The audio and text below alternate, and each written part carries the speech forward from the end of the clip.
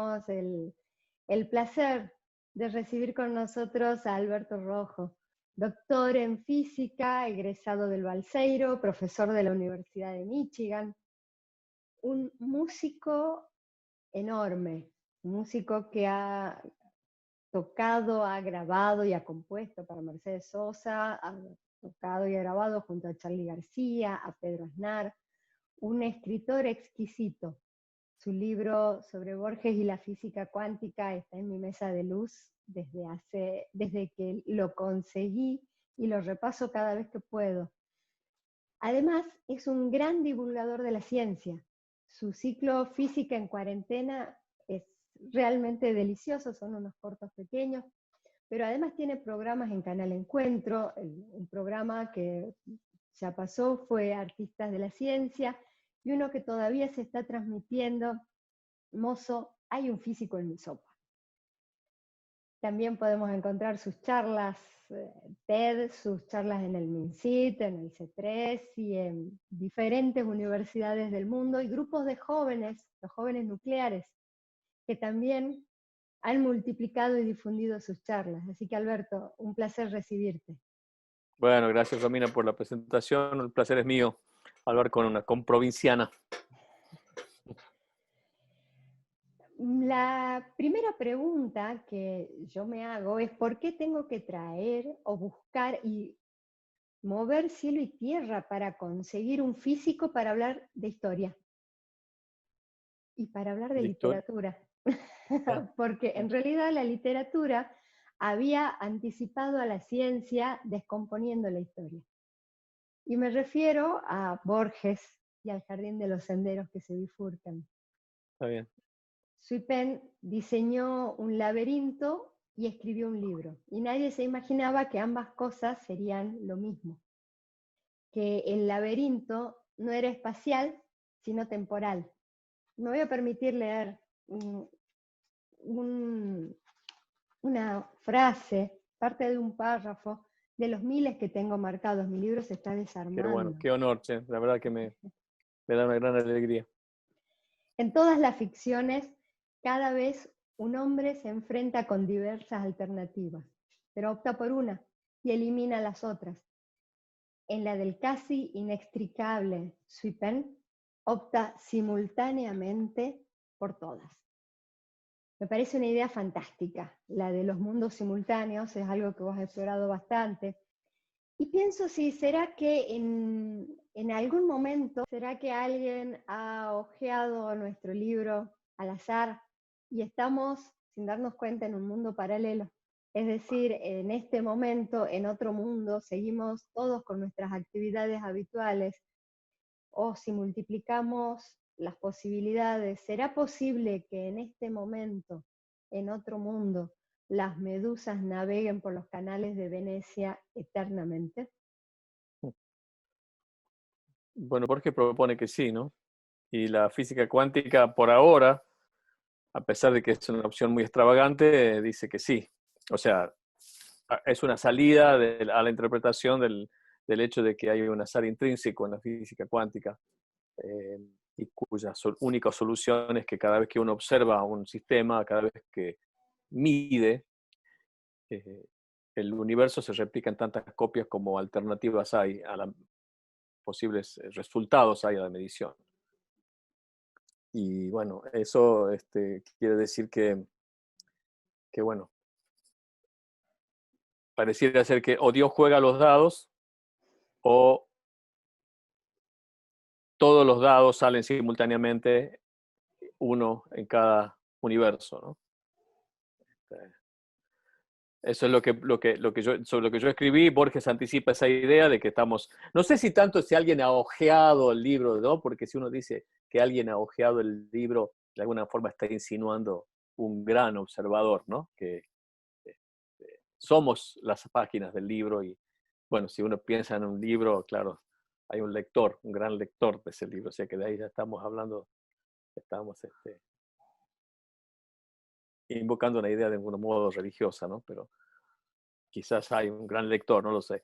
Pero lo cierto es que lo que el formalismo matemático de la física cuántica está diciendo es que o por lo menos lo estamos interpretando en este momento así, es que se están constantemente creando universos paralelos. Y sí, en algunos no hay cuarentena, en otros no hay coronavirus, en otros no existimos. Como dice Borges, ¿no? Tan maravillosamente en ese párrafo que leíste. Así que sí. Bueno, pero eso en realidad lo que está haciendo es multiplicándonos las incertidumbres, porque el tiempo nos multiplica las incertidumbres, pensado de esa manera. En Pienso, realidad, en esa visión no hay incertidumbre, o sea, no hay azar en el sentido de que en un proceso azaroso tirar un dado, uno no sabe qué moneda va a caer, qué cara va a caer arriba, y de pronto cae una de las 6 que, que excluye las otras 5. En el caso de los universos paralelos caen las 6, ¿no? En cada universo caen las 6. Entonces hay como una especie de eliminación de la incertidumbre, porque, claro, es incertidumbre para el que permanece en cada una de las ramas, hay una incertidumbre, cuya conciencia está, nuestra conciencia en este momento está en esta rama, en este universo, y constantemente estamos pasando a otros, en los que el Zoom se conecta mejor, ¿no? En otros se corta, pero es un problema, o sea, la interpretación de los muchos mundos, que es una interpretación que surge desde la física y que, digamos, aterriza en la ciencia una idea conjeturada por Borges 15 años antes, responde al intento de resolver el hecho de que en la física cuántica hay un azar intrínseco, un azar que no es un azar en la práctica, como es el azar newtoniano, el azar macroscópico. Digamos, nosotros en nuestra experiencia cotidiana, cuando tiro una moneda y cae en mi mano, yo no sé si cayó cara o cruz, pero sí sé que cayó o cara o cruz, y en principio podría saber si va a caer cara o cruz si conociera la velocidad con que la tiro, el ángulo de la mano, la velocidad de cada una de las moléculas con las que choca. No lo conozco en la práctica, pero en principio podría saberlo. En cambio, en el mundo cuántico no hay una manera ni siquiera en principio de saber cómo va a salir. Entonces la única salida es que, bueno, cada vez que la observo se duplica el mundo en varias copias, porque si no hay una variable oculta que determine para un dado experimento cómo va a salir, la salida es que ocurren todas, ¿no? Y que no se comunican esos universos entre sí. Es muy extravagante, muy loca la idea, pero para mí lo más loco de todo es que Borges la escribió primero que los físicos. Sí. no solo nos lleva a muchos lugares, por un lado pienso si serán reales los agujeros de gusano que comunican los diferentes mundos o podemos estar solamente en uno a la vez. Y por otro Bueno, lado, sí, eso es otra idea, pero eh, los agujeros gusanos son una alternativa, pero no tanto para comunicar distintos mundos, sino para comunicar este mismo mundo en distintos tiempos, ¿no? Es una alternativa válida, es posible, matemáticamente posible. Y lo que es matemáticamente posible es coherente dentro de la teoría, es posible que alguna vez, o es dable pensar que alguna vez la tecnología lo haga real, ¿no? Por ahora es una cosa extravagante, pero que está permitido dentro de las ecuaciones, digamos. bueno, frente a eso Stephen Hopkins hablaba de las protecciones cronológicas que Claro. hacían que no estemos ahora llenos de visitantes del futuro. Pero no podríamos pensar que nos está tocando visitar el futuro, lo que lleva a la idea de que volveríamos en algún momento al pasado. ¿A qué pasado volveríamos? ¿Antes o después del aleteo de la mariposa?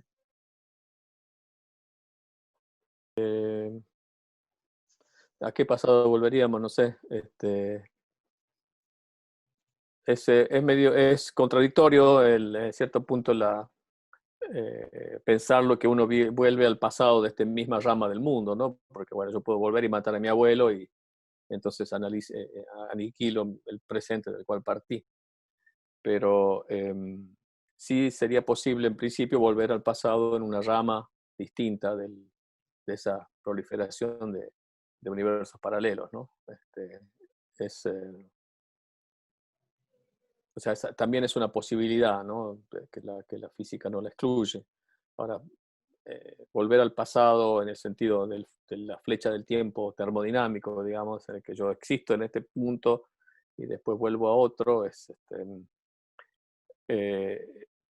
irrealista, ¿no? En el sentido de que en la visión que tenemos, en una posible visión, que es una visión bastante aceptada de lo que es el tiempo, digamos, el tiempo es una variable como el espacio, ¿no? Entonces, cambiar de posición en el tiempo sería como cambiar instantáneamente de posición en el espacio. O sea, como aparecer de pronto en París en este momento, que estaría bueno, pero no, está aburrido París. ¿No? Si uno aparece de pronto, como en la ciencia ficción, en un lugar, eso crearía una masa, una energía que aparece de pronto, la energía del cuerpo. Hay una masa que aparece de pronto que no estaba ahí, crea una explosión nuclear. Es decir, son todas conjeturas del orden de lo formal que en la práctica, aparecer de pronto en el pasado, como Volver al Futuro, o en esta película, que hay una serie ahora que está en la tele que es muy famosa, de los escoceses, no me acuerdo cómo se llama, que aparecen, tocan una piedra y aparecen en el pasado, ¿no? Outlander. Outlander, sí, sí, Outlander se llama. sí. Bueno, es todo lindo, pero si vos apareces de pronto en el pasado, una persona que aparece ahí, de pronto son kilogramos de masa que aparecen donde no había masa, eso hace un escándalo. Te imaginas 5 gramos de energía, de masa que se convirtieron en energía, destruyeron a Hiroshima. Fueron 5 gramos de uranio. Te imaginas si aparecen 80 kilos de persona, de pronto. Pero bueno, eso es ciencia ficción, pero no quita que la estructura formal de la teoría de la relatividad admita soluciones en las que uno puede ir a lo que era el pasado, ¿no? Es medio enrevesado todo lo que digo, pero bueno, porque también es enrevesada la teoría, ¿no? Esa es mi visión. Sí, por supuesto, pero probablemente en esta situación tan extraordinaria que nos está tocando vivir, es interesante ver cómo las leyes de la mecánica cuántica pueden ayudarnos a entender algunas cosas, tanto y más que la historia, porque son otros mundos, otras lógicas, que es lo que ustedes están descubriendo, porque nosotros como historiadores trabajamos con el tiempo en un espacio determinado, pero sobre todo trabajamos con palabras, con las palabras que describen ese momento. Cuando estaba preparando ahora qué iba a hablar con vos, qué te iba a preguntar, pensaba si podíamos medir nuestras tareas en unidades de Borges.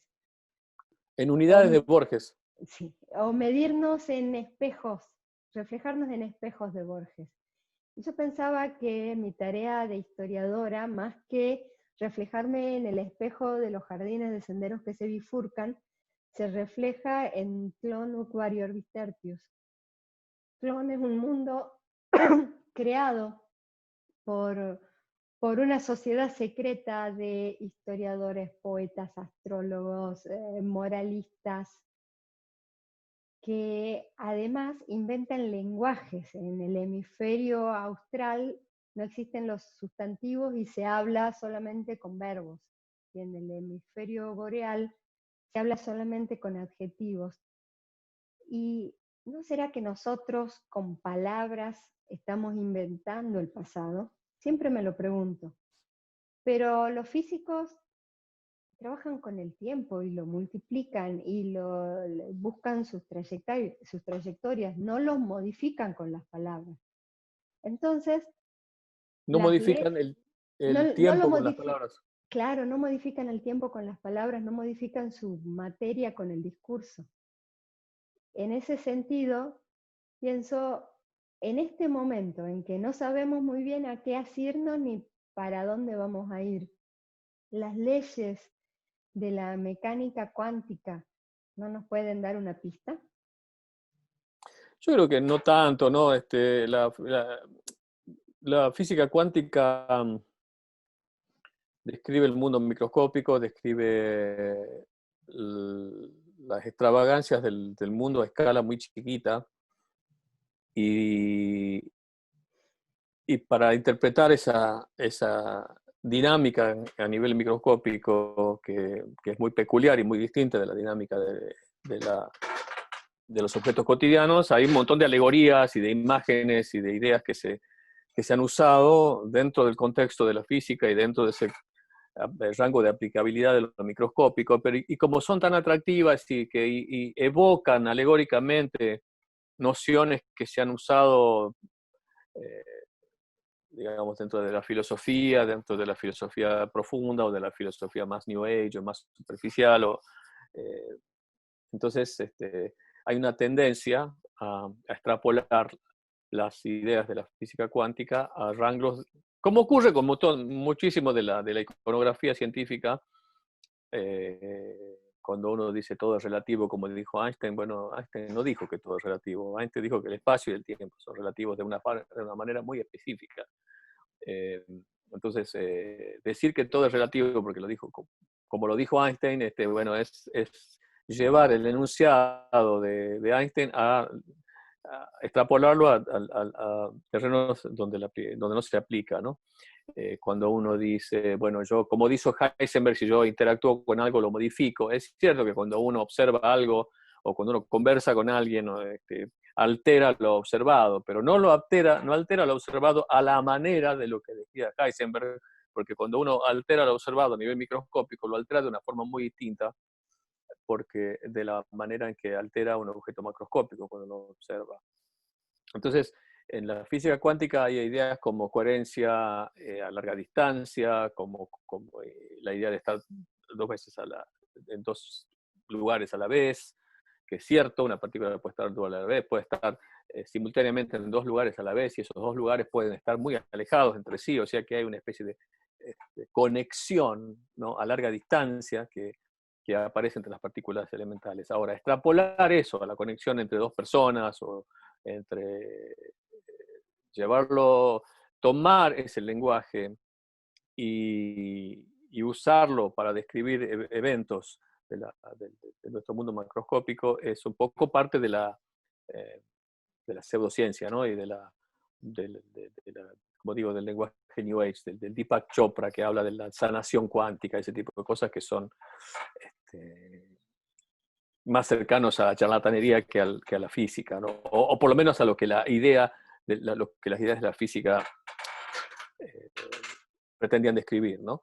Entonces, pensar que la física cuántica bueno, nos mejora la mente, nos ayuda a entender el universo microscópico, muchos de los fenómenos también que ocurren en el mundo macroscópico tienen su raíz en la comprensión de la física cuántica. De hecho, por ejemplo, toda la electrónica, toda la resonancia magnética, el PET scan, no sé cómo se dice en castellano, el PET, ¿no?, eh, de diagnóstico por imágenes, eh,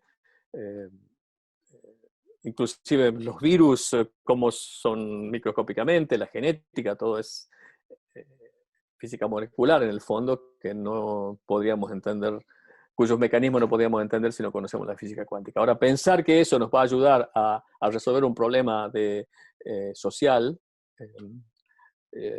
yo creo que no está muy desconectada la estructura formal de la física cuántica, aquello que la hace única, que es la artesanía matemática de la física cuántica. Nos va a ayudar porque en el sentido, nos puede ayudar de una forma abarcadora, en el sentido de que los que entendemos la física cuántica o los que trabajamos de eso, hemos pensado problemas muy complejos, y quizás esa habilidad para resolver problemas muy complejos pueda servir para ayudar a pensar qué es lo que va a pasar en el futuro, pero que específicamente eh, la dinámica microscópica de la física cuántica nos ayude a resolver este gran problema, me parece que es pedirle demasiado. Demasiado, ¿no? Es como, este, ¿no? Esa es mi visión de este.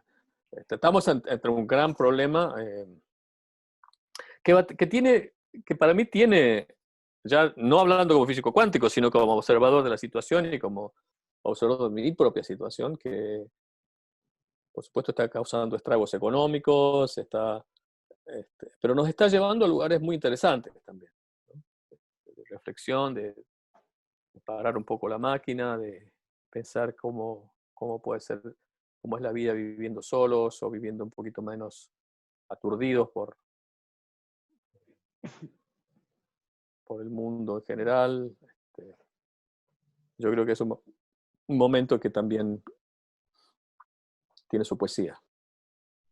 Ese ha sido uno de los primeros disparadores que me hizo acercarme a Borges y la física cuántica de la belleza. Uh-huh. Cuando te escuchaba, pensaba en cómo la física y tus divulgaciones nos ayudan a pensar y a buscar alternativas. Por ejemplo, cómo medir la velocidad de un camión con la guitarra. Lo viste ese está en mi episodio, no sé dónde lo viste, pero está en uno de mis episodios de Mozart en físico en mi sopa. Es genial. Con la ayuda del oído absoluto, pero eso es pensar alternativas. Y hoy si algo nos enseña esta situación y la física es pensar alternativas, a buscarle el otro Me encanta. lado.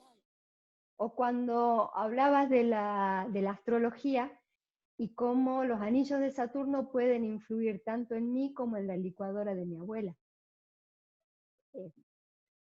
Es buscarle la alternativa, pensar desde otro ángulo. Y en ese sentido, yo creo que la física tiene muchísimo para darnos, porque nos va a abrir la cabeza. Yo jamás hubiese pensado que multiplicando los trastes de la guitarra podía saber a qué velocidad pasaba el camión de la basura o el camión que va allá por la avenida. Por la ambulancia, sí. Sí, en realidad es oído relativo. Tener buen oído, no hace falta el oído absoluto, buen oído hace falta. Porque tenés que distinguir el semitono, y para distinguir un semitono no hace falta saber cuál es la primera nota, sino no hace, si sabés que eso es un semitono, podés saber la velocidad. ¿Paramos acá?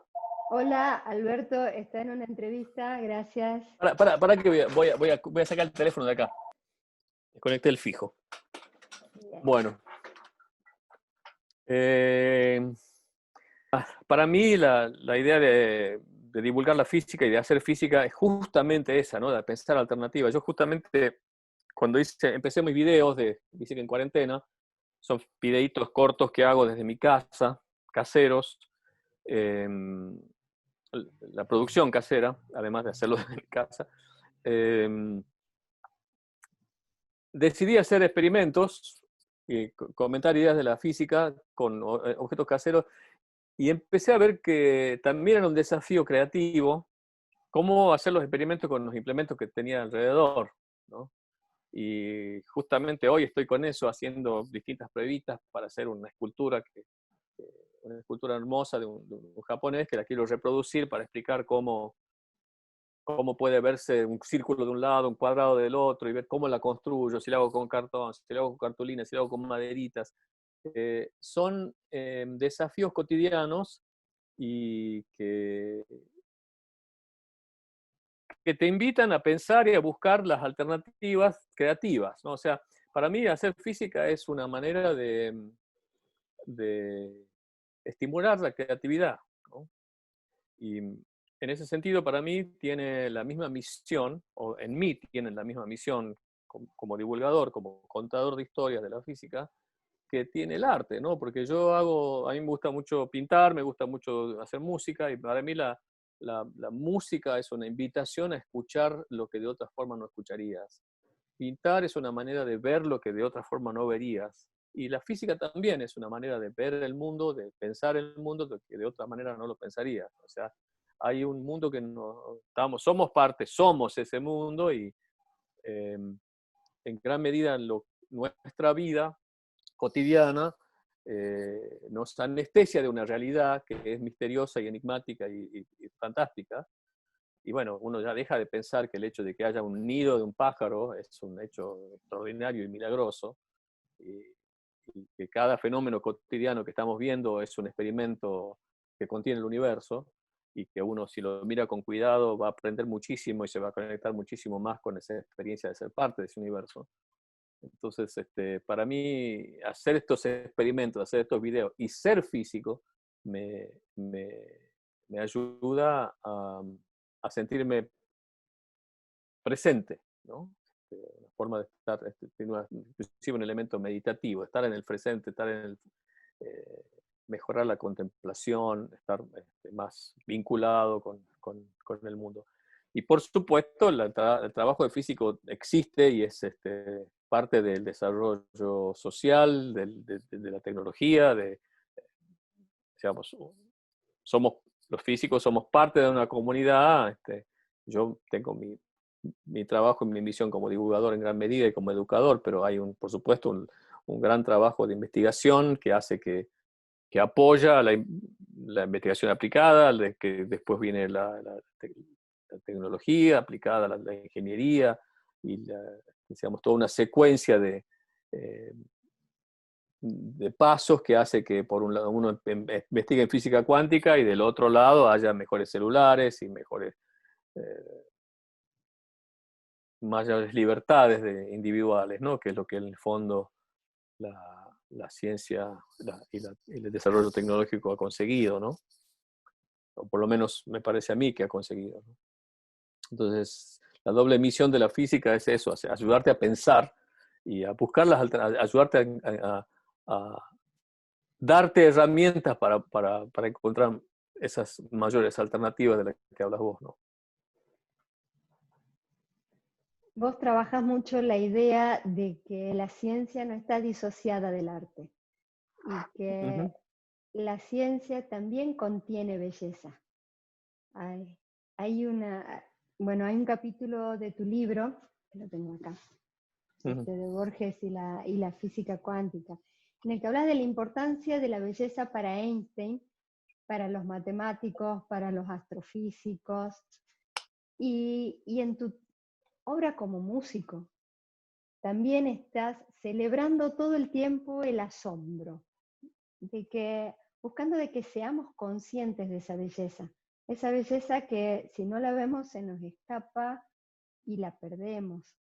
Hay una frase muy bonita que vos citas de Chandrasekhar, dice que aquello que la mente humana en lo más profundo percibe como bello, encuentra su realización en el mundo externo. Sí, sí, sí, sí. Para mí es una de las frases más geniales que he escuchado de su libro, está en su libro Verdad y Belleza, ¿no? Yo lo conocí a él en Chicago, tipo extraordinario. Y sí, esa es una frase que resume la idea de que la ciencia es una creación de la mente, en el fondo. No es que las leyes de la física gobiernan el movimiento de los planetas o los movimientos de los objetos. Eso es una idea más bien religiosa, ¿no? Las leyes de la física son creaciones de la mente, síntesis de las regularidades del mundo, ¿no? Y en esa búsqueda de síntesis están informadas por los gustos de la mente, por los sentidos que tenemos. De manera que la misma imaginación que crea la ciencia es la que crea el arte. Entonces la mente busca leyes que sean lo más elegantes posible, lo más simétricas posible, lo más sencillas posible, lo más lindas. Y resulta ser que en esa búsqueda de la simetría, de la belleza, de la simplicidad, en las teorías, se llega, como dice Chandrasekhar, a la verdad. O sea que de alguna forma la verdad es la belleza, ¿no? Y la prueba es que esas teorías que fueron encontradas en gran medida o en parte persiguiendo un horizonte de belleza, de subjetividad, terminan siendo las que están de acuerdo con el experimento, ¿no? Que en el fondo es el veredicto para la validez de una teoría científica, ¿no? Entonces hay una gran componente estética en la ciencia, en la construcción de la teoría, por un lado, y también a mí en la apreciación, ¿no? Digamos, esta es una gran obra lo que estamos mirando y estamos teniendo, de alguna forma la ciencia es una especie de ojo de cerradura al backstage del mundo, ¿no? Entonces, y ahí entendés y mirás las cosas que a veces ese backstage te da una comprensión mayor, te da un encanto, y después volvés a ver la obra y después entras al backstage y conversás con los actores un poquito, no del todo porque no tenemos acceso total, ¿no? Este, eh, entonces, hay un gran vínculo y es un tema que a mí me intriga, que me interesa y que lo indago mucho, y gracias por mencionar mi música, porque yo sí, en el fondo también uso esos elementos. Mi música está muy informada por mi trabajo como científico. Mis canciones y ahora todavía más las que estoy componiendo ahora con distintos colaboradores, está muy, muy informada por la historia de la física y por la manera científica de ver el mundo, ¿no? ¿De qué manera me va a hacer ver la belleza del mundo saber por qué se derrama el café con leche? Bueno, de la misma manera que cualquier otro fenómeno, ¿no? El café con leche, yo lo que hice en el video, pues estás refiriéndote a un video que hice con uno de mis videos de física en cuarentena, que porque vos cuando volcás de una taza a la otra el café con leche o el té o lo que sea, cualquier líquido, se vuelca y se te vuelca porque se te pega en la, en el vidrio, entonces te va para atrás. Por supuesto, si lo volcás muy fuerte, no, pero es un problema típico de volcar algo, y siempre, cuando pasas de un frasco a otro, siempre se te vuelca. Hablando con un colega, dijimos, bueno, esto tiene que ver, porque había varias teorías dando vuelta. Dando vuelta, dijimos que eso tiene que ver con la adhesión.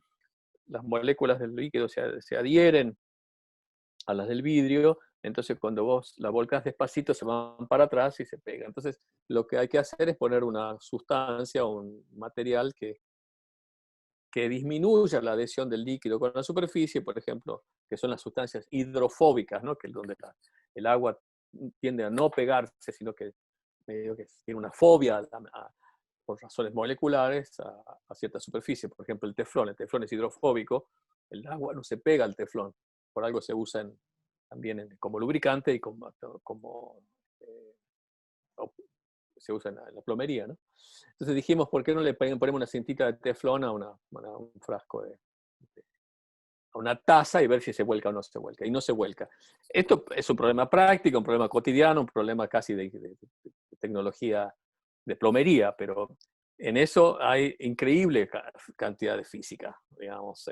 Está el fenómeno de la adhesión, de por qué una molécula se adhiere con otra, el movimiento de un líquido, y si vos estudias el movimiento de un líquido, es el mismo movimiento que estudias cuando estudias el fluir de un río o las olas del mar. Es el movimiento de un líquido que se adhiere a una superficie, por qué se pega la gota de lluvia en el vidrio. Son todos fenómenos que forman parte de nuestra experiencia cotidiana, y para mí cualquier fenómeno de ese tipo es una excusa eh, para encontrarle la conexión con fenómenos así más universales, ¿no? O sea, en cada uno de esos experimentos pequeñitos hay una encarnación de un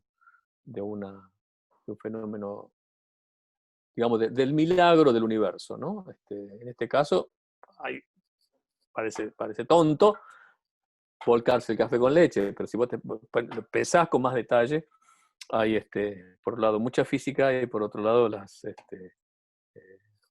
todas las leyes de la física cuántica están ahí jugando un rol en esa pequeña escena de la gran obra, ¿no? Como si yo tiro una moneda y puede caer cara, cruz o de canto. Claro, Tenemos, de canto tenemos, podría caer, cada tanto caen, cada tenemos la tanto. belleza del azar y de las probabilidades también, que es otra fuente de belleza, ligada a Claro, la incertidumbre.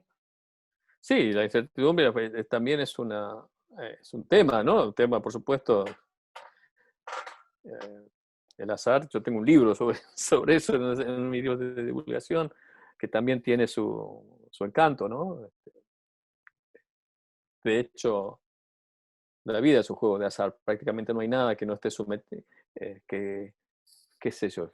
Por ahora sabemos que todos nos vamos a morir, no sabemos cuándo, ahí tenemos un azar, pero nos vamos a morir. Y a menos que diga Borges, todo ser humano corre al bus de ser el primer inmortal, ¿no? Las pruebas de la muerte son estadísticas, dicen. Este, y bueno, sabemos que el sol va a salir, pero de ahí todo el resto tiene su componente de azar. No sabe, este, nada. Entonces, bueno, el hecho de existir es en mayor o menor medida expresiones de las probabilidades y de la estadística, ¿no? Borges, en el Jardín de los Senderos que se bifurcan, dice que el tiempo se bifurca perpetuamente hacia innumerables futuros. Lo dice casi al final, cuando ya el antihéroe que tiene que asesinar al bisnieto de Sui Pen se está descubriendo. Y dice, en uno de esos innumerables futuros soy tu enemigo. Pienso que en uno de esos innumerables futuros, tal vez yo tenga perpetuamente 15 años y esté escuchando tocar la guitarra a Alberto Rojo por primera vez. Y en ese momento yo me preguntaba de dónde viene tanta belleza. Hoy lo sé. ¿Te acordás dónde fue eso? No sé, pero hoy lo que te puedo decir que esa belleza era belleza matemática. Mira, qué bueno, te agradezco mucho. Alberto Rojo, los agradecidos somos nosotros. Muchísimas Bueno. gracias Gracias por este por tu tiempo. palabra, por tus preguntas. Bueno, Muchas suerte con tu gracias. proyecto, digo. Sí.